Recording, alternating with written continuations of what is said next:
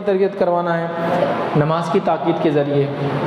یہ فرض نماز کے علاوہ نفل کی بات کر رہا ہوں. بہرحال تو ہم جو دیکھ رہے تھے کہ گھر والوں کی ایمانی تربیت کرنا، نماز کی تاکید، تو یہ صرف فرض نماز نہیں ہے، فرض تو ہے ہی، لیکن اس کے علاوہ سنت ہے، نوافل، اس کی تاکید. اس طرح صدقہ اور خیرات کی تاکید. فرض زکوٰۃ تو دیتے ہی، لیکن اس کے علاوہ بھی صدقات اور خیرات، چونکہ صدقہ اور خیرات دینے کو آپ کو مالدار ہونا نہیں پڑتا ہے، ہر آدمی صدقہ خیرات کر سکتا ہے. روزے، نفل روزوں کی تاکید، روزوں کی تاکید بچوں کو، نیکی کی تاکید، برائی سے رکنے کی تاکید، یہ بہت اہم چیز ہے. دیکھیے بچوں کی تربیت تاکید سے ہوتی، بار بار بولنا پڑتا ہے. کچھ لوگ یہ سوال کرتے ہیں کہ کتنے بار بولنا ہے بچوں کو، کتنی بار بولنا. میں آپ سے سوال کرتا ہوں، قرآن میں کتنی بار اللہ تعالیٰ نے ایک ہی احکام کو کتنی بار دہرایا، اس کے بعد بھی ہم پورا نہیں کر پاتے ہیں اس کو. ہاں کیوں؟ پھر اللہ نے بھی یہ کہا تھا ایک بار بول دی بس، اب اس نے نہیں کیا، اس کو موت، سزا اس کی. نہیں کیا نا، آپ کو ڈھیل دے رہا ہے. تاکید کرنا پڑتا تھا بار بار، بیٹا نیکی کرو، بیٹا یہ برے کام مت کرو، بیٹا یہ اچھا یہ کرو، بیٹا یہ چیز کو مت کرو. تاکید کیجیے. تو نماز کی، روزے کی، ہے نا. بچوں کو نماز کو کب سے لے جانا چاہیے مسجد میں؟ کتنی عمر سے؟ جب 7 سال کا ہو جائے تو آپ سے مسجد لے جاؤ تربیت کے لیے، اور 10 سال کے بعد نہ آئے تو مارو لفظ. تو 7 سال سے لے کر آنا ہے. تو ہمیں بچوں کو تربیت کرنا یاد رکھیے. 7 سال سے نماز کو ساتھ لے جانا ہے. تو میرا آپ سے سوال ہے، جب آپ گھر پر آ جاتے ہوں گے کام کر کے، سمجھو مغرب سے پہلے یا عشاء میں، تو کیا آپ کا بچہ عشاء اور فجر میں آپ کے ساتھ چلتا ہے مسجد؟ چلنا چاہیے اس نے، ورنہ پھر آپ اس کی تربیت نہیں کر رہے ہیں. سمجھ رہے ہیں؟ لے جانا ہے اس کو، آپ کو یاد رکھیں. اور مسجد ذمہ داروں سے، مسجد کمیٹیوں سے میں ہمیشہ اپیل کرتا ہوں کہ مسجد میں ان عمر کے بچوں کے لیے سہولتیں بھی دی جائے آنے کی. ورنہ بہت ساری جگہ نہ ان کے وضو کی سہولت ہے، نہ ان کی طہارت کی سہولت ہے، نہ ان کے کھڑے رہنے کی سہولت ہے. یہ تو بولا جا رہا ہے بچے پیچھے، لیکن کہاں پیچھے کھڑے رہیں گے، وہ بتایا نہیں جا رہا ہے. ڈیفائن ایریاز ہونا چاہیے کہ بچے یہاں کھڑے رہیں گے، بڑے یہاں. چونکہ حدیث میں واضح الفاظ ہے، آپ صلی اللہ علیہ وسلم کے بازو بڑے کھڑے ہوتے تھے پہلے، اس کے بعد بچے ہوتے تھے، پھر عورتیں تھیں. یہاں تو پتہ ہے کہ ایک ایریا ہوتا تھا، تو ایریا آپ بھی بنائیں. اگر ایریا نہیں ہے تو پھر ان کو آخر کہیں بھی کھڑے ہوں گے آ کر، پھر آپ بعد میں نہیں بول سکتے پیچھے جاؤ. یہ سب ہونا چاہیے. تو ان کے لیے تربیت کا نظم، تو تاکید بھی ہو اور ساتھ میں نظم بھی یاد رکھیے. اور جب سب اپنے بچوں کو لائیں گے تو سارا ماحول ہو جائے گا اس طرح سے. چونکہ لاتے بھی نہیں لوگ تو پھر حالت بھی نہیں. اور بچوں کے ساتھ مسجدوں میں کیا سلوک ہوتا ہے آپ سب جانتے ہیں بہرحال. عام طور سے ٹپو ٹولا، مار دھاڑ ان کے ساتھ. یہ کہ وہ بچپن میں بزن ہو جاتا ہے مسجد سے، بڑا ہونے کے بعد بولتے پھر آؤ بیٹا مسجد میں، پھر وہ نہیں آتا ہے. تو لہٰذا یہ ایمانیات کی تاکید. اسی طرح ذکر و اذکار کی تاکید، چھوٹے سے لے کر بڑا ذکر. بہت سارے لوگ کمپلین کرتے ہیں ہمارا بچہ سلام نہیں کرتا، کیوں نہیں کرتا؟ تو میں ان سے سوال کرتا ہوں الٹا، آپ کتنے لوگوں کو اور کب کب سلام کرتے ہیں؟ تو بہت سارے لوگ بڑے سلام نہیں کرتے بلکہ بچے نہیں کرتے. بچے وہی کام کرتے جو اپنے سے بڑوں کو بار بار کرتا ہوا دیکھتے ہیں. تو آپ سلام کریں گے اپنی بیوی کو تو بچہ بھی سیکھیں گا کہ سلام کرنا ہے اس کی ماں کو. آپ سلام کریں گے بڑے اور چھوٹوں کو تو بچہ بھی سیکھیں گا سب کو سلام کرنا ہے. ادب یہ ہے کہ چھوٹے بڑوں کو سلام کرے، لیکن سنت یہ ہے کہ بڑے چھوٹوں کو سلام کرے. معلوم آپ، ادب یہ ہے کہ بچوں نے بڑوں کو کرنا چاہیے، لیکن نبی اکرم صلی اللہ علیہ وسلم کو دیکھا گیا کہ آپ گلی سے گزرتے، بچے کھیلتے ہوتے اور آپ بچوں کو سلام کرتے. تو اس لیے کہہ رہا ہوں ادب تو یہ کہ چھوٹے بڑوں کو سلام کرے، اور سنت تو یہ کہ بڑے چھوٹوں کو سلام کرے. لہٰذا ہم کو وہ ماحول بنانا ہے. تو ذکر و اذکار کی، سبحان اللہ، انشاءاللہ، ماشاءاللہ، تبارک اللہ، الحمدللہ، یہ ذکر بھی ہمارے پاس بہت کم ہے.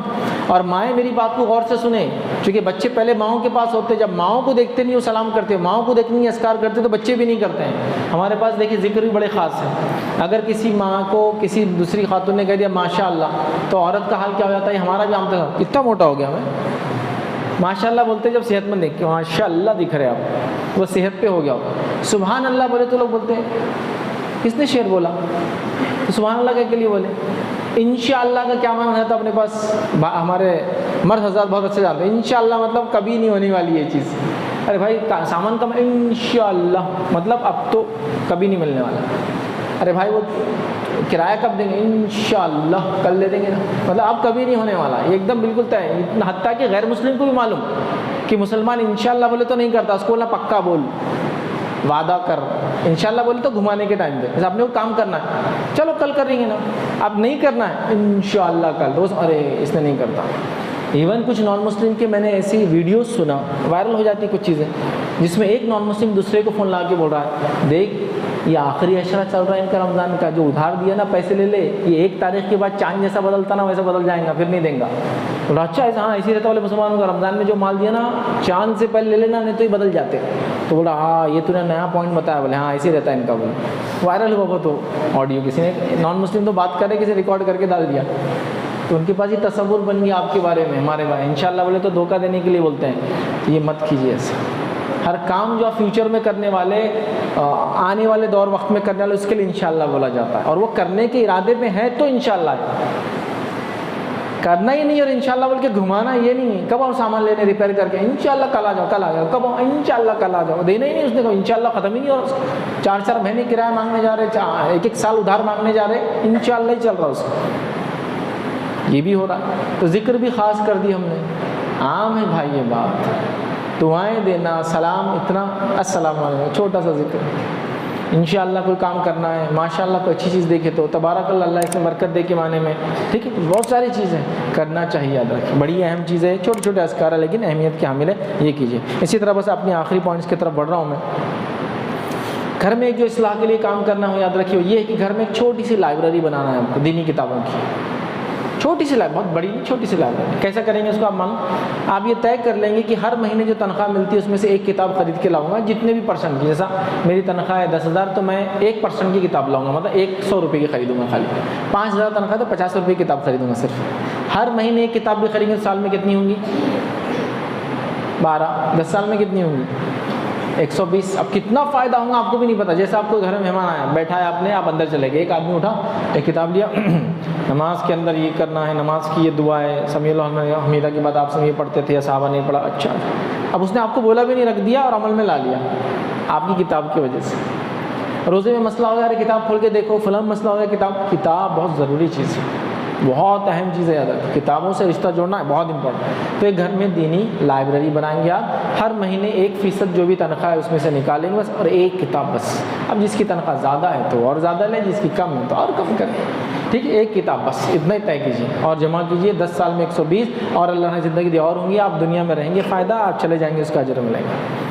اسی میں ایک پوائنٹ ایڈ کروں گا جو امپورٹنٹ ہے کتابوں کے ساتھ ساتھ، وہ یہ ہے کہ آپ اپنے گھروں میں علماء کو بلائیے، یہ بہت امپورٹنٹ پوائنٹ ہے، اور ان سے رابطہ قائم رکھیے، وہ علماء جن کی نظر آپ کے مال پہ نہیں ہے بلکہ آپ کے احوال پر ہے، وہ نظر رکھتے ہیں آپ کے اخلاق پر، آپ کیا کر رہے ہیں، آپ کے کردار پر، اور ان کے آنے سے وہ آپ کی تربیت کریں۔ کبھی دکان پہ آئیں گے تو بولیں گے یہ غلط ہے، یہ طریقہ غلط ہے، ایسا بزنس نہیں کرنا، الحمدللہ دیکھو آپ کو نالج ہو گیا، وہ آئے اور انہوں نے آپ کی اصلاح کر دی۔ کوئی عالم آپ کے گھر پر آیا اور آپ کے بچوں کو دیکھا، ارے یہ کپڑے نہیں پہنانا چاہیے، جائز نہیں ایسے کلر کے کپڑے پہنانا، یہ ایسے چھوٹے کپڑے ٹھیک نہیں ہے، لڑکی کو اتنے چھوٹے نہیں پہنانا، لڑکے کے ٹکنے سے اوپر ہونا چاہیے، ہو گئی آپ کی اصلاح۔ تو وہ علماء جن کی نظر ہے، چونکہ ہاں بس علماء بولے تو سب آ جاتے ہیں نا، تو ہم کو حق بھی ہے معلوم اور علماء سو بھی ہوتے ہیں، ہم کو یہ بھی پتہ ہے۔ علماء حق کو جس کو کہوں گا انہیں دعوت دیجیے، رابطہ قائم رکھیے، ان کے پاس جائیے، ان کو بلائیے اور ان سے سمجھ نا، ان کو گھر پہ بلائیے۔ اور اسی کے ساتھ ساتھ اسی میں ایک پوائنٹ جوڑ دوں گا، جب کتاب بھی ہو گیا، عالم بھی آ رہے، رابطہ ہو گیا،